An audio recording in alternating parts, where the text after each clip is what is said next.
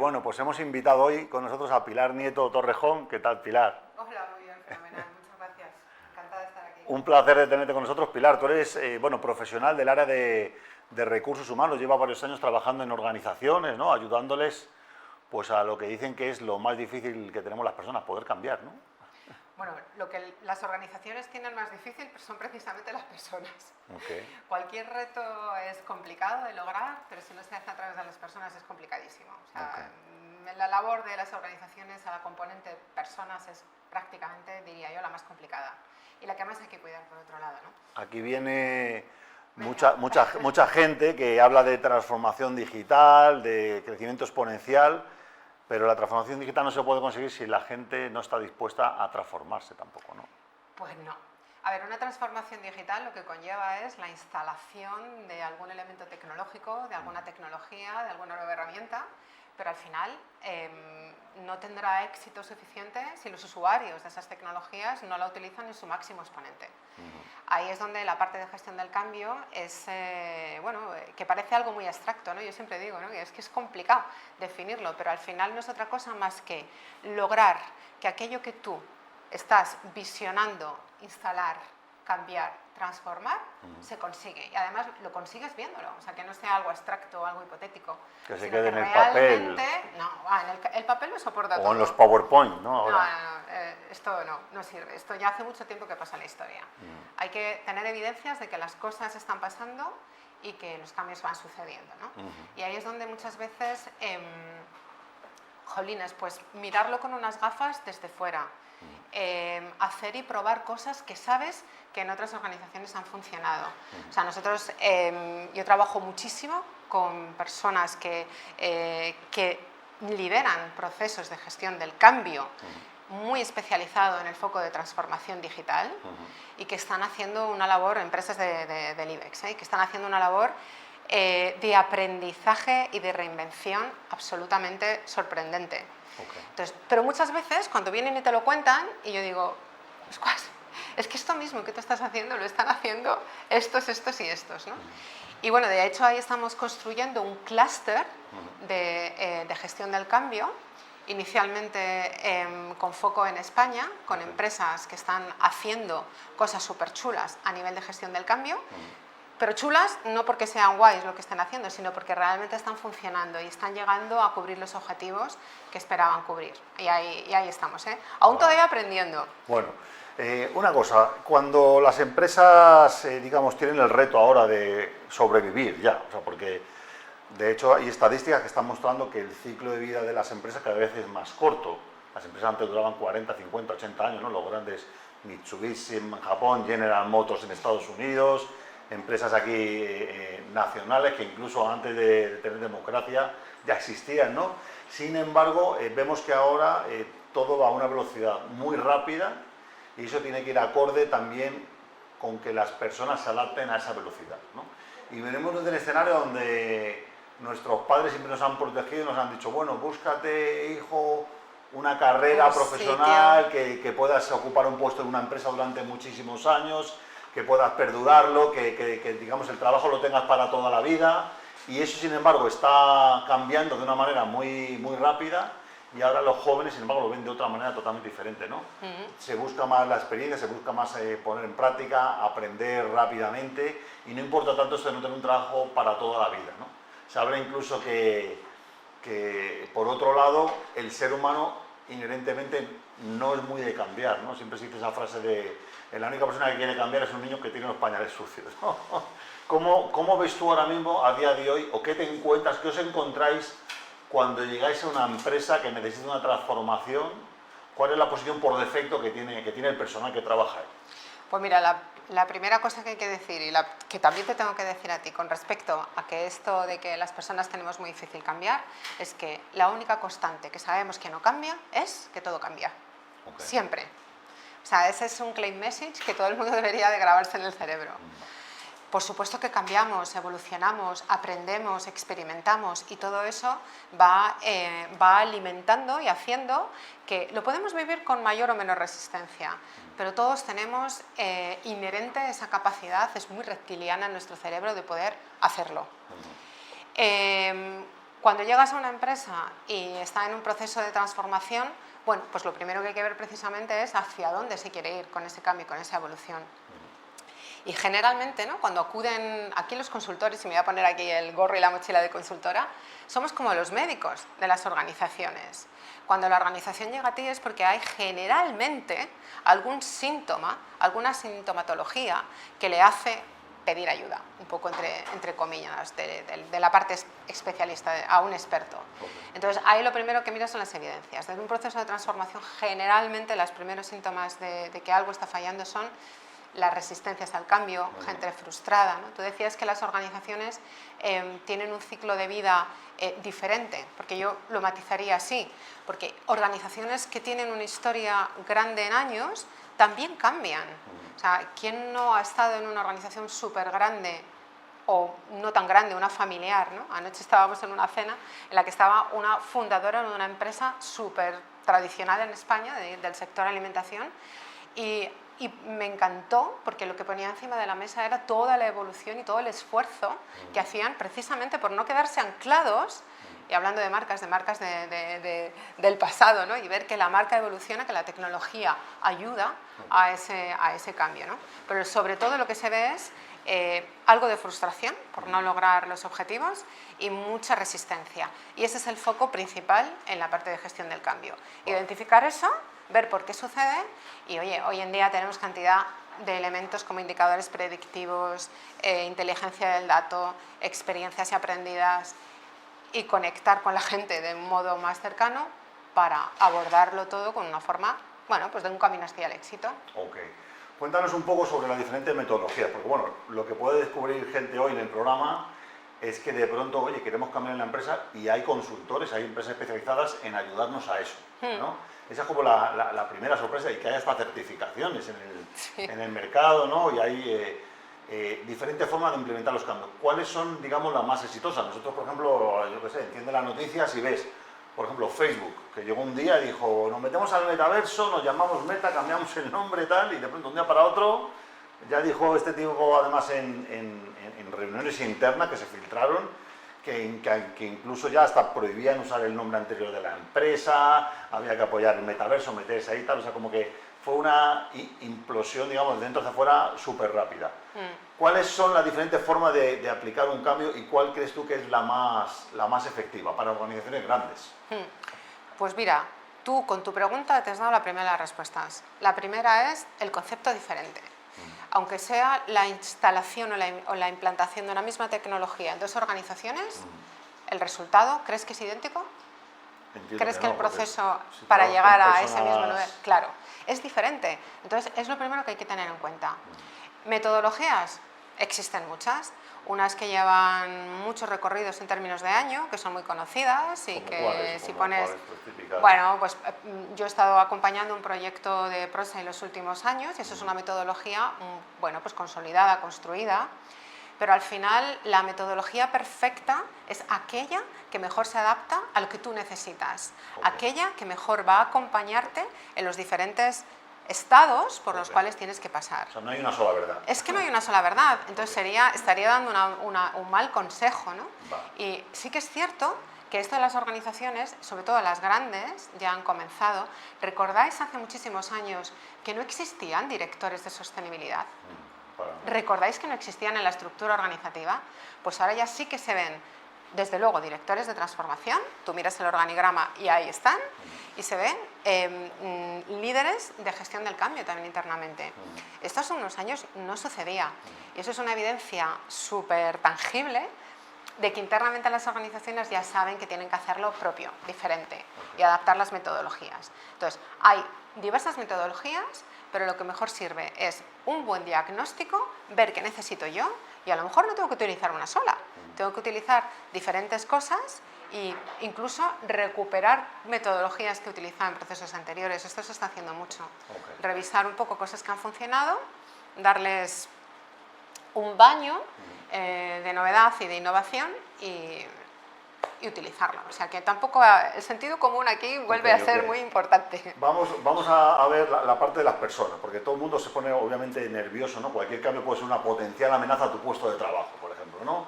Hay empresas, hay organizaciones que implementan gestión de cambio, como por ejemplo rediseñar un organigrama nuevo en la empresa. Esto pasa mucho en tecnológicas y que todo el mundo tiene que aplicar al puesto de trabajo. O sea, tú a lo mejor llevas 5 o 10 años en la empresa y te dicen tu posición va a desaparecer porque la nueva empresa tiene un cambio, aunque sea el mismo nombre y todo, pero la nueva organización tiene un cambio, hay una serie de posiciones nuevas, hay unos nuevos perfiles que hay que cumplir y tenemos una base de talento que es la que se parte de la organización antigua. ¿Cómo consigues el buy-in, el que los empleados estén positivos en un entorno de un cambio como ese, por ejemplo? Me encanta que me hagas esta pregunta porque... Y no está preparada, ¿eh? No lo estaba. No he preparado nada. Pero realmente, que yo creo que ya, pues ya que me lo hace, pues lo voy a explicar.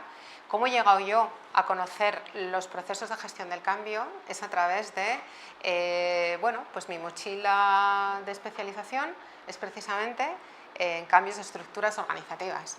O sea, yo junto con mi equipo en consultoras aterrizábamos en un proyecto y en ese proyecto empresa una de las recomendaciones a veces que se daban era un cambio de estructura organizativa. Entonces lo definíamos desde el punto de partida de la SIS, como es ahora la estructura organizativa, al to be, cómo hay que llegar ahí, ¿no? Y ahí es donde yo comencé a especializarme en toda la parte de gestión del cambio, precisamente por esta variable y por este matiz, y no estaba preparado, es cierto que no, doy fe que no lo estaba, porque esa es la parte difícil.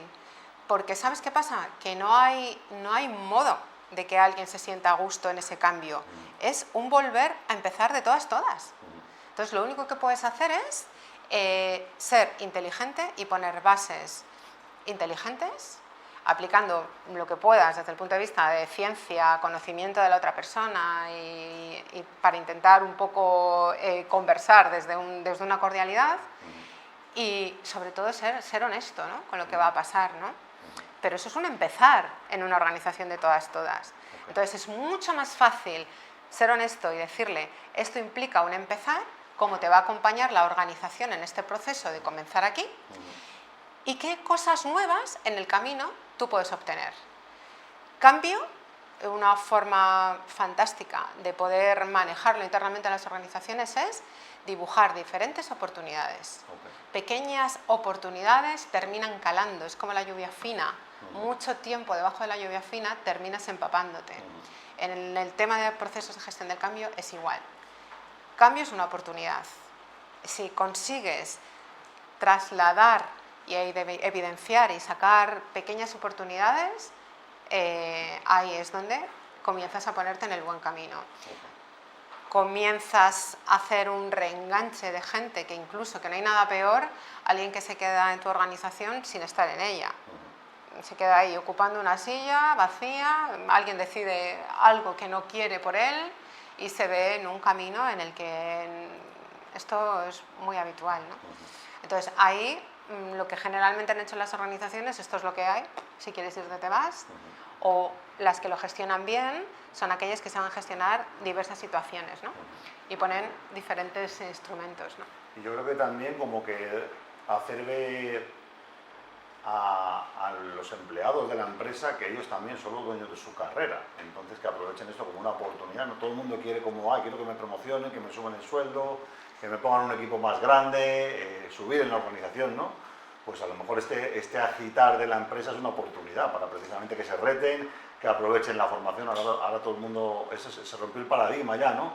Que la formación ya es una cosa que debe ser continua, no es voy a la universidad, acabé, me gradué, me pongo a trabajar y ya no estudio más, ¿no? Sino que ahora, pues oye, tengo que estudiar alemán con 30, 40 años, me pongo a estudiar alemán desde cero, ¿no?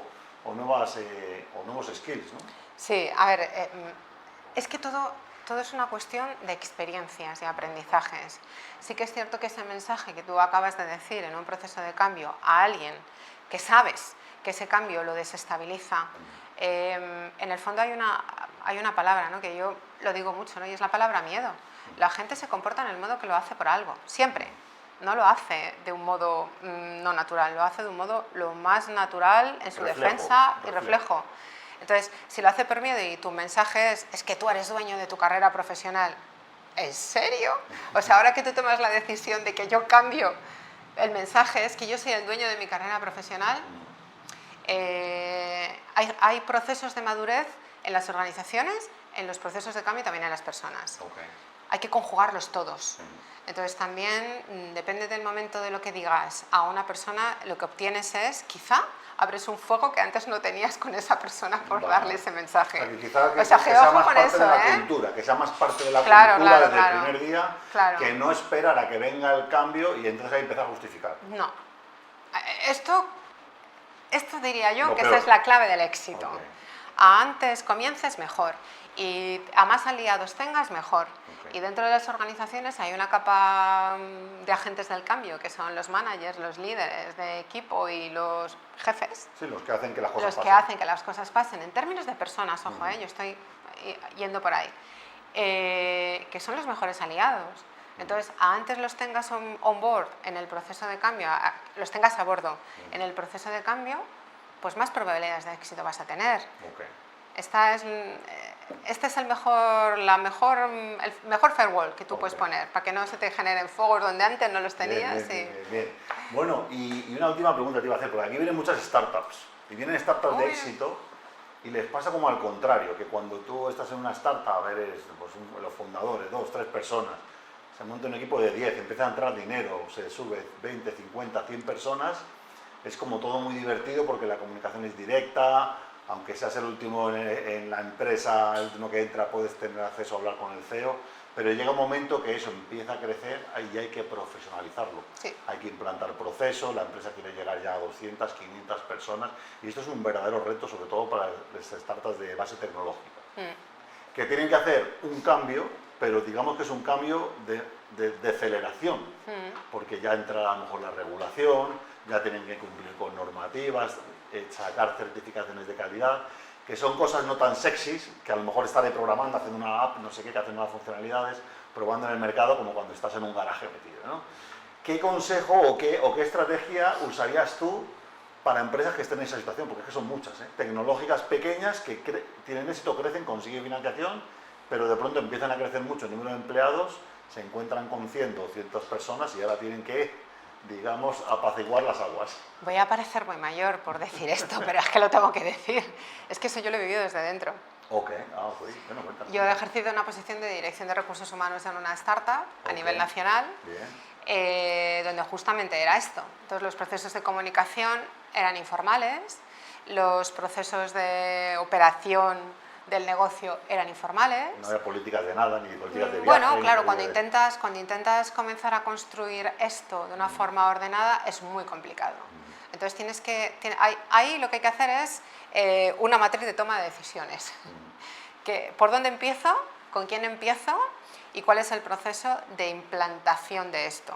Y volvemos a lo mismo, ¿no? O sea, hay muchas formas de hacer algo formal haciéndolo inicialmente informal. Y si es un entorno en el que la comunicación es muy a tú, como es una startup, es que es así, o sea, la comunicación, el trabajo en equipo, ¿no? el sentir eso que estás construyendo en esa startup por las venas, es lo que construye al equipo y es lo que lo moviliza y es lo que le mete una presión y un empuje y una aceleración en tiempo brutal. Entonces, poner eso en riesgo a la vez que vas ordenando cosas es complicado, Es muy complicado, es complicadísimo. Porque ¿no? la gente que empezó al principio quizás no entraba tanto por un salario, sino que entraba más por el proyecto, ¿no? Por el objetivo que se tenía, por la misión. Claro, y luego ya cuando hay que ampliar entra gente que ya tiene una posición, unos requerimientos, se le da un sueldo tal y a lo mejor no tienen un salario variable, no tienen... Es otro entorno, ¿no? Que convivan apóstoles con mercenarios, que era un ejemplo que yo ponía mucho, ¡wow! Aquello generaba unas fricciones brutales, ¿no? Y además los apóstoles, junto con aquellos visionarios, o sea, que es como que constantemente están generando ese caldo de cultivo para hacer una startup de lo que ya tenemos en proceso de construcción, ¿no? Es complicado. El consejo aquí no es parar, porque tú no puedes poner en riesgo el día a día del negocio, sería un consejo muy absurdo desde el punto de vista de eficiencia y rentabilidad del negocio, ¿no? Pero sí ordenar. Y hay que hacer una matriz de prioridades y de toma de decisiones. ¿Qué 5 decisiones? 5, tampoco hace falta que te vuelvas loco. ¿Qué 5 decisiones clave son las que tengo que estructurar de algún modo, ordenar de algún modo o operar de algún modo diferente qué cosas son las que son diferentes y les pongo un peso relativo. Y ahí, aritméticamente, obtienes una ponderación de por dónde tienes que empezar. Okay. Una vez tienes esto claro, lo que no funciona bajo ningún concepto es que lo haga uno solo. Tienes que crear grupos y ecosistemas colaborativos para acompañarte ahí. Y a más multifuncional sea, en el caso de las startups, porque yo también he hecho asesoramiento a bastantes startups en este sentido, a más multifuncional sea, es decir, si es un tema de recursos humanos, no metas a gente de recursos humanos, mete gente incluso recién incorporada, algún mercenario de estos que te decía, lo mezclas con algún apóstol. Hay que hacerlo un poco de una forma disruptiva. Y lo trabajas así, y así es como mejor yo he visto que les funciona. Y sobre todo pedir asesoramiento externo. Porque otra de las grandes carencias en las startups es que son buenos preguntando y buscando ideas desde el punto de vista del negocio, ¿no? pero desde el punto de vista organizativo y desde el punto de vista de estructura, les cuesta un montón pedir ayuda. Como que... No, y ya vas crecido, vas con el ego de, ya estamos... Claro, ya lo puedo hacer todo, esto también. Y no va a enseñar nada. Y no, las personas es lo más complejo y es lo que más les cuesta. Y es lo que más cuesta. Sí. Y si lo pierdes el talento, pierdes todo. Exacto, justo. Y es el elemento más frustrante en una startup. Cuando ven que alguien brilla internamente y ese alguien se va porque no está en acuerdo o conforme con cómo ha evolucionado el proyecto, es tal el impacto interno que a veces es incluso complicado de reconducir, ¿eh? Sí. Es muy complicado. Bueno, o sea que pues, muy interesante el mundo de las Pilar startups Nieto también. Torrejón, ella es la Chief Growth Officer, partner y fundadora de People and Change. Bueno, yo soy muchas cosas, me tienes que invitar muchos días para que yo te cuente Sí, no, mi porque vida. además este es un tema de personas que es un tema que no tratamos mucho en el programa de tecnología, pero sí que es cierto que es piedra fundamental en el tema del talento. Ya tuvimos la semana pasada un coach de conflictos en equipos de tecnología, ahora contigo tenemos el tema de gestión de cambio y yo creo que seguiremos haciendo estas partes porque es una parte que pesa mucho y cuando las empresas ya están andando, ahora tienen que crecer y hace falta, pues eso, gente que tenga la experiencia de estos años como tú, ayudando a las empresas a poder estructurarse, implementar cambios y bueno, pues ser con mucha hay que hacerlo. Las personas somos maravillosas, pero en general tenemos una mente perversa, muy mal pensada en cualquier cambio tecnológico y entonces pues hay instrumentos para poder cuidarlas y sobre todo pues, a ver, esto va a sonar también un poco mal, ¿no? Pero exprimir para sacar lo mejor de cada uno en ese proceso de cambio y que sea una experiencia pues satisfactoria. Bueno para todos. Muy bien, Pilar, bueno, pues muchas gracias Pues nada, por acompañarnos. muchas gracias.